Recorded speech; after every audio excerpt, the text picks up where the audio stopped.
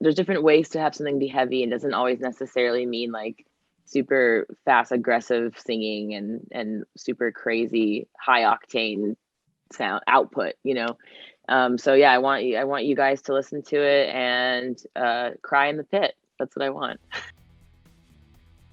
Hi guys, James Wilson Taylor here for Rock Sounds. Now, inside every single issue of the magazine, we tell you about loads of new artists to get excited about in a section we call Breakout. And this month is no exception, so make sure you pick up a copy with Waterparks on the cover to hear all about a selection of new artists, including debut of Motion City Soundtrack's Justin Courtney Pierre, North Carolina's punk quintet Dollar Signs, Time Lost, who just released their new album Gushing Interest on Church Road Records, and Sullivan King, whose new single is a collaboration with Spencer from Ice Nine Kills. But leading this month's Breakout section are Spiritbox. This Canadian act released their debut self-titled EP back in 2017, have recently signed with Rise Records, and you can check out their brand new single Constance right now.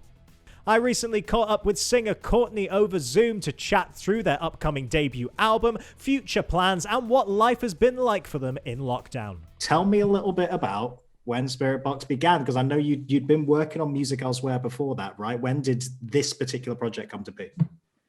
Well, my husband and I, fiance at the time, Michael, we were in the band I Wrestled a Bear once, and we kind of found ourselves going from like being on tour, being very determined to like finish out our contractual obligations to the band, all of a sudden realizing that it was just time to quit and for the band to be done. So in like November 2015, we did our last tour, and we kind of considered it our 2 weeks notice. And we came home and we were like, now we have to both figure out the next thing we want to do, and also kind of go back to normal life, you know, where we had to, you know, go to the realization where we have jobs that are the only jobs we can access are jobs we really don't want to do, and living in a place we didn't want to live. And so we decided to, you know, for the first time, it was like someone said, you can do whatever you want. And it had been a long time since we had done that. So that's how it started. It was just me and my husband just making whatever music we felt like making. And there was no one to impress or judge us yet for about a year and a half. It was just us, just doing it purely because we enjoy making music. Which is always when the best things come out, isn't it? When it's that relaxed, there's no pressure, there's no outside deadlines. You can just play around and make whatever you like. Do you remember what those kind of, I mean, have we heard any of those first initial songs, or is this, okay, awesome. What were the kind of first things? It was all just, you know, really influenced by the bands we were listening to at the time. It was heavily influenced by Tesseract. Cool. That was at the time that was like my favorite band and one of my favorite albums, and so we were very heavily influenced by having like reoccurring themes throughout songs, and then just really riff focused versus, you know, shredding focused. That's more impactful. And that hearing that band for the first time definitely like put me on that trajectory of making that kind of music. And we've since have new influences, but I would say our first little EP that we made, it's like if the people from Tesseract heard the EP, they'd be like, wait a second.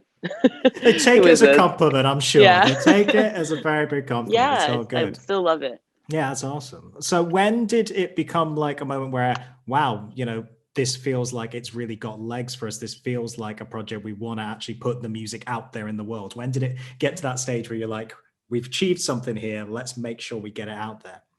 Man, I think that like especially any musician, like my husband and myself, when you go into an already established band, you have to like have this inflated self-confidence because you already know a bunch of people are going to compare you to like your predecessor. So I think we had like this like delusional, crazy, over the top, inflated self-confidence up until like the moment we released a song. And then we were like, oh God, now it's real. And it turned out great. And it was a great, you know, introduction to the world for our band. But like, I think we had like this delusional thing the whole time. We're like, we have to get this out now. This is the best thing in the world. We only had, and then once it finally happened, it's like, it was like a little pincushion, like pin deflating our self-confidence. You know, but you have to have that to like have a safe area for yourself to make something, be vulnerable. Oh, of course. Yeah, having the confidence to put it out in the world. I mean, it's always going to be the inevitable step, isn't it? That's when it feels real, I guess, in that way. But it's got to be very heartening to see the reaction, even, only the few songs out there. It's Yeah. been really, really nicely received. And then to have someone like Rise Records come a call in, that's very, very cool moment to have, right? Yeah, it's one of those things that we've I don't know why, but we've just always had great fans. It's been like a really small, very concentrated, small following, but then like the impact per fan that we have is huge.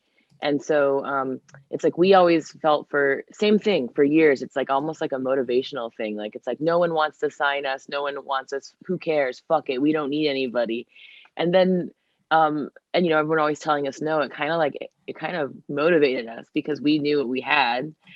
We knew that we had these awesome fans that are like once in a lifetime fans. So obviously we knew that it would work.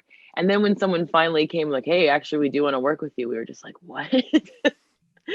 And it was crazy because it was like we had used the no, no, no for motivation for years. And then now all of a sudden we're hearing, yeah, do whatever you want, let's do this. And it was like it was a whole different motivation that I had never felt before. It was awesome. Yeah, it's great to have that creative freedom around it as well. Talk to me a little bit about, Yeah. I guess the current single is Constance. So let's talk a little bit about that Mhm. one in particular. When did that one come together? And yeah, just a little bit on the background. That's the thing that I'm having such a great time about with this partnership with Rise. It's like they are just letting us do what we want. So Great. we don't like, so like the way that we're used to doing things is we just look, only a couple months out. If we don't look like a year into the future, it's very in real time. We'll make a song, we'll figure out a music video concept and figure out when we're going to release it. And then we choose that even before like a video location has been chosen or a song is done, it's still being worked on. But then we have like a month out, this is when it's going to be released. And so same thing with Rise, like we're able to continue to do that and put out songs that we actually just want to put out that fit our feelings and our mood at that time. So, Constance, the time that we put that song out, we were just feeling really down, I just felt like everyone we knew was feeling down and bummed out. And it's like, that song was just like, I wanted it to be an excuse for people to cry and be able to cry and not feel like guilty about it or weird about it. That's what that song was for me. It was like a memorial service for my grandma that I didn't get to go to because of the pandemic. So it was like that's what it was for me. I'm happy other people enjoyed it too, but it was, to be honest, it was completely a selfish song. It was just purely for myself that I wanted to put it out. Oh, but I mean, even though, only you and your loved ones are going to know about that specific experience, but so everyone's going Yeah. through it now, right? It's such a relatable thing to be able to write about. Everyone knows someone that's been touched by, this horrible Hmm. situation in this way. Have you found that that's been affecting what you're kind of writing next as well? I've always found with artists I've been speaking to over the last year, they're either going, yes, we want to address what's happening right now, or nope, something completely escapist. Where are you kind of sitting within that? It's so weird because it's like everything got frozen in time. Like we made our song Holy Roller at the same time that we made our song Constance, Right. same time that we made our songs we put out in 2019 as well. And then it's like they froze in time after we were on tour and then the pandemic canceled everything and then we had to keep pushing back our album, recording it. And so it's like all these songs, there's a couple new additions that we've brought in since we released those songs, but it's really just like I feel like we're like in a little glacier just like frozen in time, and now it's like gonna thaw out and melt because so all those songs are all from a time in our life where that's what we were writing. And Constance was like an outlier. Like a lot of the other songs don't really sound like that. It's meant to be like the last song on the album, you know. I never to be a single. Neither was Holy Roller. They were never meant to be singles. They're just the songs that we felt most comfortable putting out, that we felt like we could do a good job of, that were the most developed songs. Nice. No, that makes a lot of sense. And I guess it's a difficult question to answer, but I always like to, when we do these kind of ones with the breakout artists and people kind of at this stage of their career, what are the aims for the kind of next 12 months? I know it's difficult to say because everything's so up in the air, but hopefully things will start getting back to normal. Yeah. I mean, I take it live shows, you want to play a load of those and go around the world. But other than that, more new music, I take it. Is there any particular ambitions you guys have that you want to tick off at this stage? It's so hard to focus on anything other than just wanting to put out our album, because it's like we've been able to we already took a long time to put an album out. We just kept doing singles and EPs, and that was purposeful. We wanted to wait till there was a demand for what we were supplying. And then now it's just like hyped. It's just been hyped up and hyped up and hyped up. This is something that we planned on releasing like a year ago, and now we're finally going to do it. So it's like I'm obsessed with it. I just have like blinders on trying to figure out how to release this album. But then the second part of my identity is performing. So you're right. Like that's the thing that's really missing right now, is getting to perform in front of people and go on tour. Like it feels like it's like a part of me that really needs to grow and develop, that is like a muscle that I have not used in a long time, You must be sat there as well with that record, knowing the moments that are going to work live as well. You must just have like, oh God, I can't wait to get this particular Yeah. pre-chorus or whatever it is out And in front of and the even crowd. this yeah, and even the songs that we put out, like I've never gotten to play Holy Roller Of course. live, and or Constance, and those ones too. I just like I can't wait to see the reaction to them. I think that's why we're so fascinated by like reaction videos when people are listening to our music, Sure. because we don't get to, otherwise I'd normally see that eye to eye with somebody in the front row. I'd see them being like, whoa. So I think that's why I really like those. It's like a simulation of a live show. Getting your first taste of what the people are saying. That's very, Yeah. very cool. I wanted to mention as well before I leave you as well, it's great to see how people are adjusting during this time at home and everything. I know you've launched a podcast, which is a very, very cool move. Good idea. Tell me about what the inspiration was behind that, really. Is it Yeah. something you've thought about doing for a while? Yeah, again, it's one of those things that it's like purely selfish but then benefits others. Like I I I want to talk to all these women in the music industry that I've never really had access to until now. I feel like if I had been able to access them years ago, it would have really helped me develop as an artist, and as a, on the business side of things and on the artistic side of things, to connect with them. So I figure that, purely selfish reasons, I'm benefiting. I'm getting to meet these people and learn about them. And then if we make it a public thing rather than a private conversation, like I'm hoping that the people like me who were seeking that out, 10 years ago, can watch it and learn something from it. It's all like a lot of, especially like the business side of stuff. It never even occurred to me that there was a lot of women that were in very powerful positions, like behind the scenes in the music industry. So I really want to bring them out to hear what they have to say. And then it helps me too, because then I get to meet them and talk to them and learn from them. Win-win. Is there a Yeah. wish list of guests you have on there? Anyone you're particularly excited to try and get a hold of? Oh my God. Yeah. I'd love to talk to like Amy Lee on there. Oh, she's great. She's so great. Isn't she? Yeah. I'd love to talk to her. I would love to talk to um, Lynn Gunn from the band Paris. She's so cool. I would love to talk to Haley Williams. And there's so many people that I just am so fascinated by their lives and their stories, and they influenced me.